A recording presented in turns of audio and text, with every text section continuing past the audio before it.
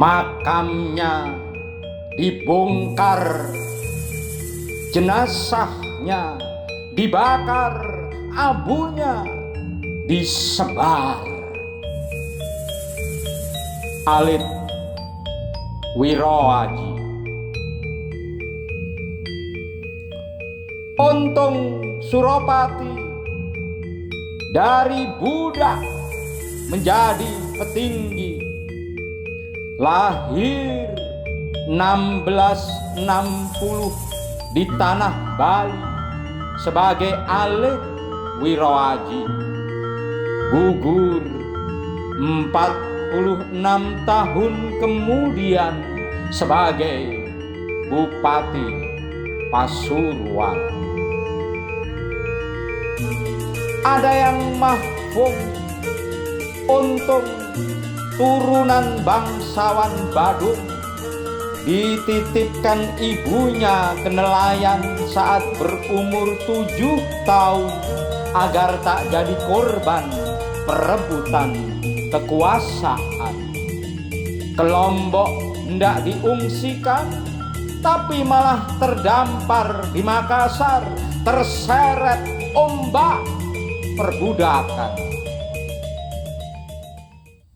Van Beber, perwira VOC Belanda, komandan pembangunan benteng di sana, majikan bagi buruh kasar dan tenaga murah, tuan bagi budak berkelas rendah, membelimu.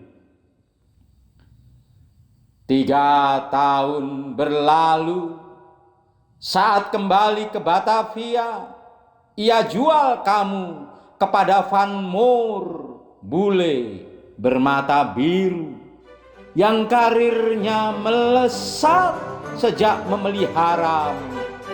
Dari kapten menjadi mayor, dari staf rendahan menjadi operkopman, bahkan diangkat sebagai anggota Dewan Hindia, penasehat Gubernur Jenderal Belanda, penyandang gelar Edelher yang dimuliakan. Itulah kenapa kepadamu nama untung ia sematkan. Majikan sangat menyayangimu, secara khusus mendidikmu, mengajak keliling kota di sela kerjamu sebagai tukang kebun dan pembantu, hingga kau hafal seantero sudutnya, paham pergaulan bangsa Eropa.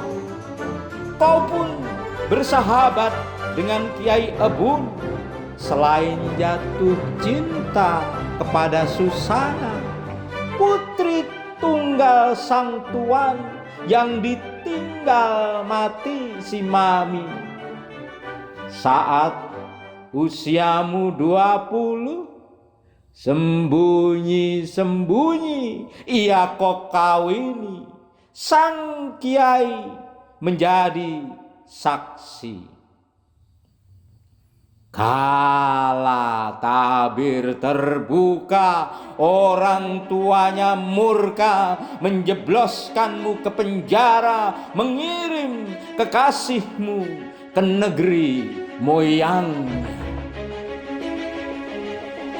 Frustasi, dendam, dan sakit hati, malih racun provokasi bagi para napi.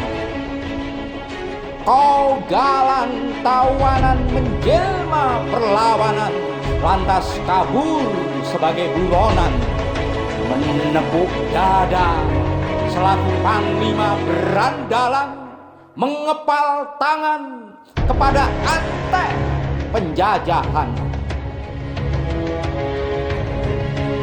1683 Sultan Ageng Tirtayasa dikalahkan VOC.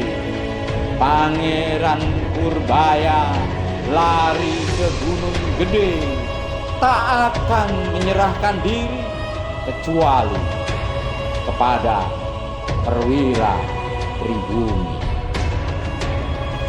Kapten Ruis, komandan benteng Tanjung Pura, merayu Untung segerombolannya. Ketimbang berjaya sebagai pelarian, lebih mulia menjemput pangeran. Ia siapkan latihan ketentaraan, ia sediakan pangkat letnan. Untung bersedia, tapi kala Purbaya berkenan dijemput tanpa paksaan, rela jadi pesakitan tanpa pertikaian, datang kupeler sepasukan, lancang menyia-nyia sang junjungan. Untung berat dibilang budak buronan, kupeler seanak buah ia babat di Sungai Cikalong 28 Januari 1684. Pangeran pantang balik gagang, setia mengemas langkah ke Karawang.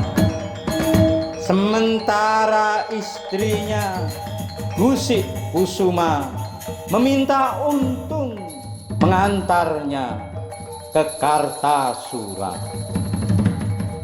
Di Raja Polah, peleton Jakob Cooper menghadang, mereka malah hancur berantakan. Di Cirebon, Surapati menghalangi, tambah menantang berkelahi. Saat pengadilan menengahi, putra angkat Sultan itu dihukum mati. Nama mendiang dihadiahkan Untung sekalian. Untung Suropati setiba di Kartasura menyerahkan Gusik Kusuma, tapi sang ayah Patih Nerang Kusuma malah mengawinkan si putri dengannya.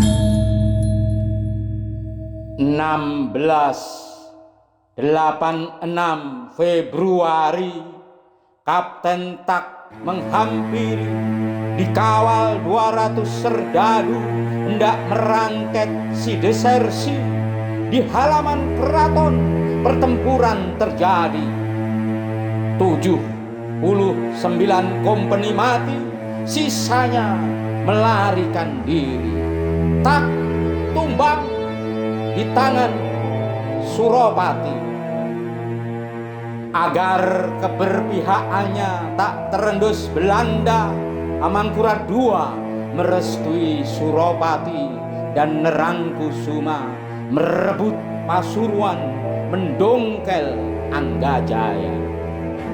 Hingga bupati itu berlindung kepada adiknya Jangrana, penguasa Surabaya yang tak melakukan apa-apa, sebab ia juga anti Belanda. Sebagaimana Untung yang mewisuda diri menjadi Adipati Arya Wiranegara. 1703 Amangkurat II mangkat, tampuk Kartasura menggeliat. Setahun kemudian Puger bertahta, didukung VOC bergelar Paku Buwana, mengusir Amangkurat III dari istana hingga bergabung dengan Wiranegara. 3 tahun ancang-ancang Mayor Gnole menggelar pasukan gabungan dari Kartasura Madura, dan Surabaya demi menyerang Pasuruan. Sebulan kemudian di Bangil, Wiranegara tumbang. Ia berpesan agar kematiannya dirahasiakan, makamnya disamarkan. 3 putranya, pengantin Suradilaga dan Suropati, melanjutkan perlawanan berbekal tandu berisi ayah jadi-jadian. 2 musim bergantian, Herman de Wilde, pemimpin pengejaran, menemukan makam Wiranegara. Liang lahatnya ia bongkar, jenazahnya ia bakar, ke lautan abunya ia sebar. Tapi api perang terus menari, mengikuti pengantin Suradilaga dan Suropati berprajurit campuran Jawa Bali. Meski sebagian reda saat terangket Amangkurat III, percikan lain terus membara. Ada yang berpijar dengan Jaya Puspita di Surabaya, ada yang berkobar bersama Pangeran Blitar merambati Amangkurat IV, boneka Belanda.